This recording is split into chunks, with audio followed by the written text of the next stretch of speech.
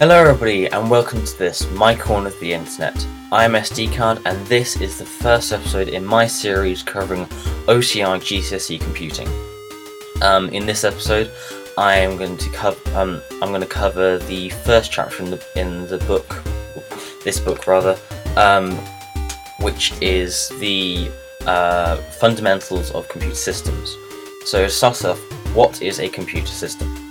A computer system is a series of electronic components that work together to produce, They're a series of electronic components that work together to process inputs to create a useful output.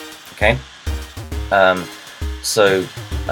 Basically computers are everywhere in the modern world. They do everything They range from calculators to the impressive device that you're watching this on at this moment in time. They are probably the most impressive accomplishment that the human race has ever made. Most computer systems that you come across are what's called dedicated and embedded, which basically means that they're dedicated to doing one job, whether that is controlling the temperature on your washing machine or remembering the current radio station on your radio, and the embedded part means that they are part of another system. They are embedded in another system to help that system work. So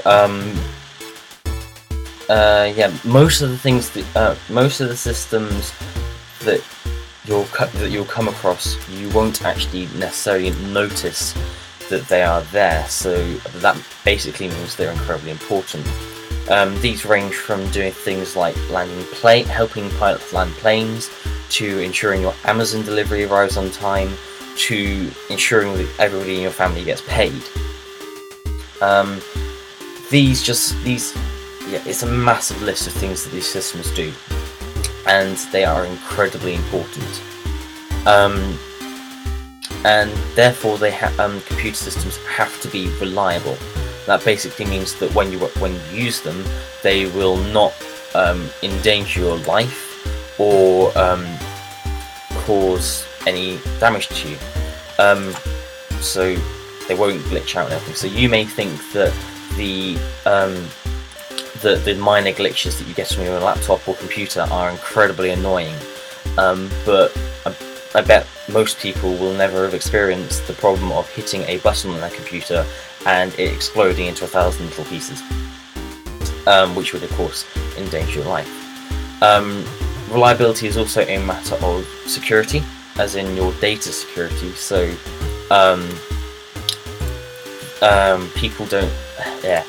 So your user data and everything on any of your online accounts are important. So possibly one of the most high-profile recent ones is possibly the Sony PlayStation hack back in April of 2011. Basically, loads of users' data was stolen over a 2-day period from the PlayStation network, and people just weren't very happy about that. So therefore, the computer industry has put into place certain standards, and these basically ensure that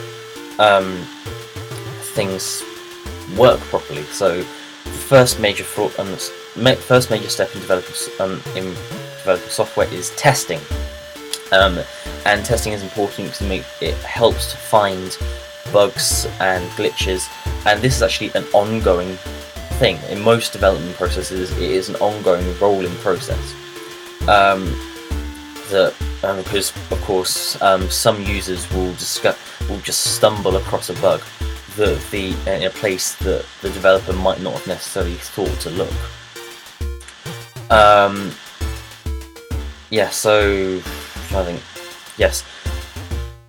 So in this case, actually, there are actually some larger corporations who have actually made their bug and testing program open. So it's like Facebook have their bug bounty program, which basically pays people money, very large amounts of money, for discovering bugs and flaws in security or the way that their software works. So I think there was a 5-year-old recently who discovered a major flaw and was awarded something like $5,000.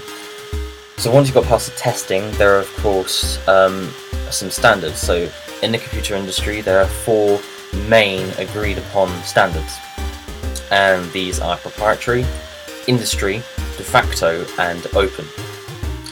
So proprietary standards are standards that are owned by a company. So that's things like when you're, and it's very highly protected, so it's things like when you're developing an app for Windows, you have to make sure that your app feels familiar and very similar to other Windows apps in their layout and their design, so that when a user moves from one app to another, there is no sort of jarring movement. It's kind of like instantly, hey, I know how this program works. Industry standards are standards that are agreed upon across the entire industry. So that's things like the use of USB ports on computers. So the main purpose of industry standards is to ensure that users feel comfortable transferring from one system to another. So let's say I moved from using an Apple computer to a Windows computer, I would instantly know basically how things work. I know how the file sorting system works, how to transfer files, how to open a Word document, etc. It's just clicking on icons and dragging and dropping at things. Next you have de facto standards. These are things like HTML and Unicode and PDF. And these are things that have become almost expected from computer companies and have become necessary components of each computer system because they work so well that they've and have been used so commonly that they are needed across all systems. Finally, you have open standards, which basically means that the source code and things for the software is available online for the public to access and view and edit in whatever way they want in order to improve it or something. This software is usually free, but in very rare cases it is actually you have to pay for it. So once you've actually got past the standards point, there is another area of issues, which are the certain considerations that you have to hold and you have to look at. So there are 3 main considerations, and those are ethical, environmental, and legal. Ethical considerations are considering whether things are right or wrong. So that's things like using unpaid labour and things like that. The British Computer Society, which is of course a society in Britain for people who make computers, have certain rules that are based heavily on ethics. So they have things saying things like you're not to take bribes or to sell services that you cannot offer. So for example, saying if you're a video game designer, you cannot say that you are then also qualified to provide security for a banking firm, even though you might do, unless you most certainly do. They also say things like you're not to put the industry in a bad light or to injure others. One of the most commonly debated issues in ethical considerations is the matter of internet security and privacy. So there have been some very high-profile cases, such as the News of the World hacking scandals, which was when the reporters hacked into high-profile people's accounts to try and get stories. And that brought into light this whole issue, and it's always a balance of security, of privacy over the common goods and things like that. I'm not going to get into it here. Finally, there are environmental considerations. So those are things. So yeah, first of all, the major one is energy. So computers obviously can use an awful lot of energy, and because in some areas energy can be very expensive to buy, it is important to make your computers incredibly efficient, well, as efficient as possible rather. So you've got to take into account of that. So the more efficient your computer is, the less energy you're using, so therefore less of an impact fossil fuels and non-renewable fuels will be having on the environment, because you're not needing as much energy.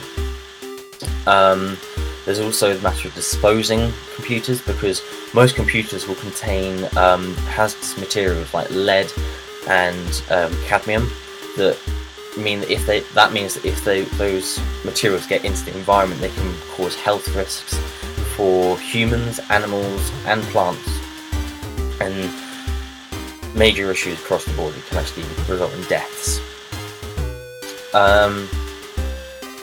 So finally, the final one is legal considerations. So it's whether things are legal or not. As computers are getting more and more common, there are more and more laws being created in order to govern the use of computers. Some common ones are things like the Data Protection Act, which aims to stop data theft by people and things, so that your data is safe, people don't know where you live, and what your credit card details are.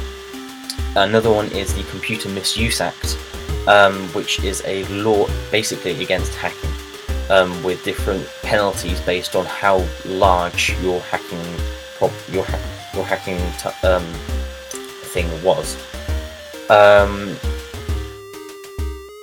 So a high profile, what the example that's given in the book of the data misuse. Okay, rather, let's back up a little bit. Okay. Problem is that computer laws are different from country to country, and so some countries aren't as forgiving as Britain is, because we are actually quite light on how hacking is treated. And the book gives the example of Gary McKinnon, who allegedly hacked into NASA and the Pentagon back in 2002. And because of how the international considerations of his actions, the legal issues got all confused because there were so many different countries trying to prosecute him. And so that was just a complete mess. Okay, so all these considerations are important, as it can actually dictate whether or not somebody will buy a system. So imagine you're in charge of a computer firm who uses sweatshops to build their computers, who dumps their waste materials in lakes and rivers, endangering local villages, and who also just sells their users' data openly online without even asking the users. That would mean people are less likely to buy your system, because they are afraid that they're going to be associated with this potentially illegal activity, which of course most of these activities are, because if you go against some of these standards or considerations, you are most likely breaking a law, whether it is the Data Protection Act or the Computer Misuse Act, or maybe even some environmental laws. So you have to be careful. So yes, that actually covers the entire of this chapter. So I hope hope it's been helpful to you. If it has been helpful or interesting, make sure you like and subscribe. If you know somebody who might who would find this helpful or interesting, make sure you share it with them, especially if they're doing this exam. They might thank you a lot. So yeah, thanks for watching. That's all I have to say. So thanks very much for watching.